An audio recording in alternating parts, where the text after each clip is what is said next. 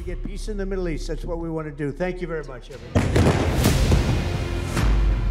Gaza में शांति का विस्तार या आईडीएफ का बारूदी प्रहार? सीज फायर वाला प्लान या और तेज होगा घमासान?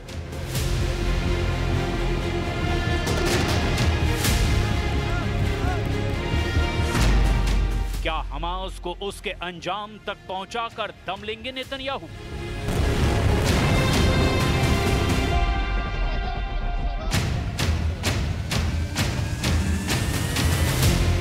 अग्नि और आशा के बीच गाजा की रेत में सन्नाटा नहीं बल्कि सवालों की लपटें उठ रही है। जैसे ही ट्रंप ने युद्ध विराम के पहले फेज की घोषणा की, पूरी दुनिया की निगाहें गाजा पर टिक गई। कागज पर शांति का ऐलान हुआ, लेकिन जमीन पर विस्फोट जारी है। गाजा शहर के पश्चिमी इलाकों में इजरायली विमानों की बमबारी ने नागरिकों की नींदें हराम कर दी है। शांति शिविर और सबरा इलाके में घरों के पास विस्फोटक वाहन फट चुके हैं। आईडीएफ ने चेतावनी दी है कि उत्तर गाजा अभी भी खतरनाक युद्ध क्षेत्र है। वहीं स्थानीय नागरिक डर और असुरक्षा के बीच अपने घरों की निगरानी कर रहे हैं। समझौते का पहला फेज क्या वास्तव में लागू हुआ है, ये अभी भी सवाल है। लेकिन ट्रंप दुनिया के सामने यही तस्वीर रख रहे हैं कि आने वाले घंटों में गाजा की जमीन पर शांति का झंडा लहराएगा। But it's something I think that will happen, got a good chance of happening.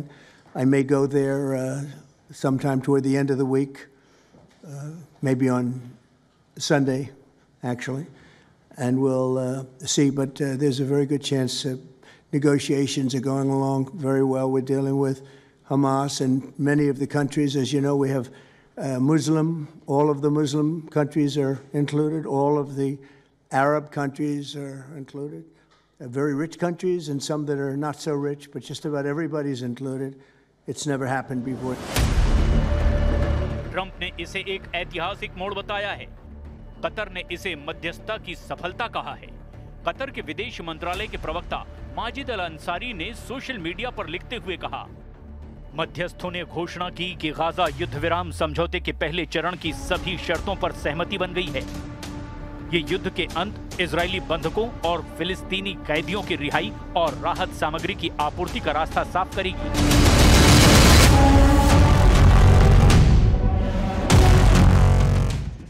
लेकिन नेतन्याहू की सेना अब भी एक्टिव है। गाजा की जमीन पर इजराइल का बारूद बरस रहा है।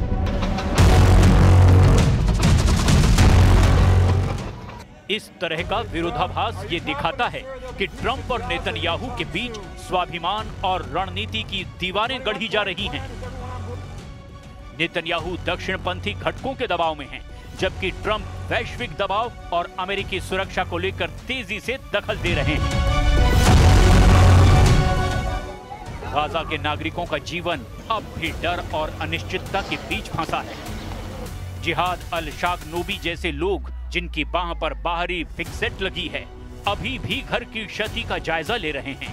उनके लिए युद्ध विराम का मतलब सिर्फ कागज पर है, क्योंकि घरों और गलियों में बमबारी अभी भी जारी है। स्थानीय अस्पतालों में घायल और मृतकों की संख्या लगातार बदल रही है। नागरिक राहत और भोजन की किल्लत के बीच जी रहे हैं।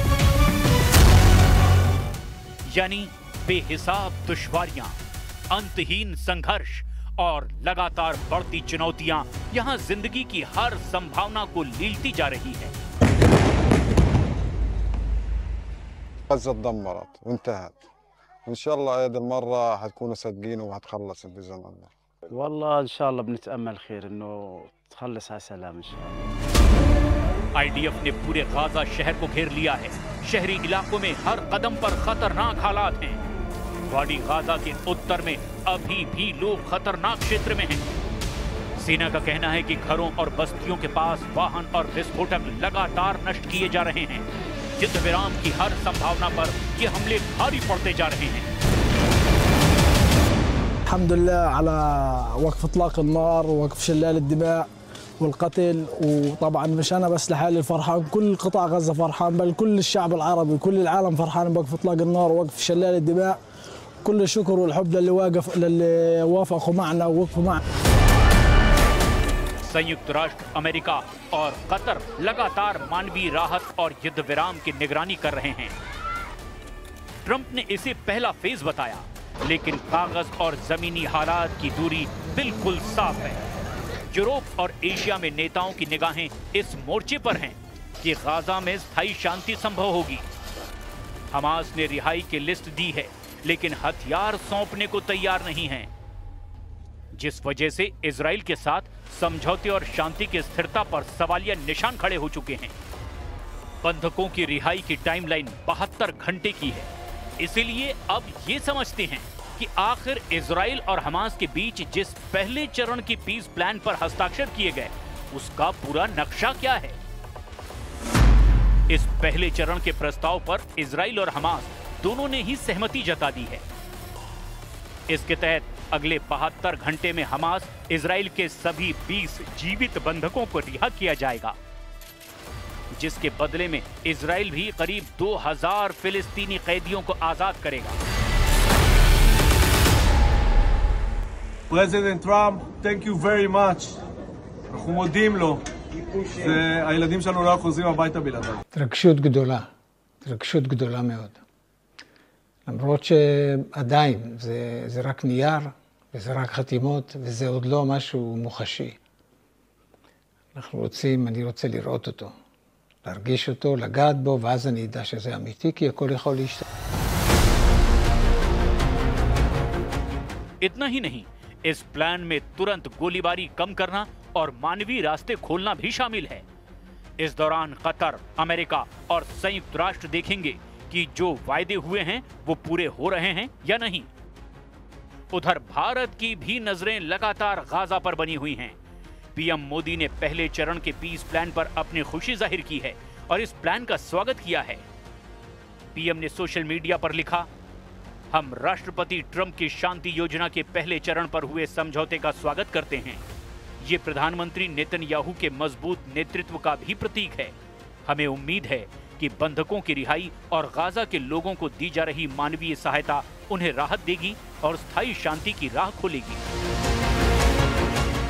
गाजा में इजराइल और हमास के बीच शांति के पहले फेज की ही तरह दूसरा और तीसरा फेज भी है, जिसकी शुरुआत तब होगी जब इजराइल और हमास दोनों पक्ष पहले प्लान पर अमल करेंगे।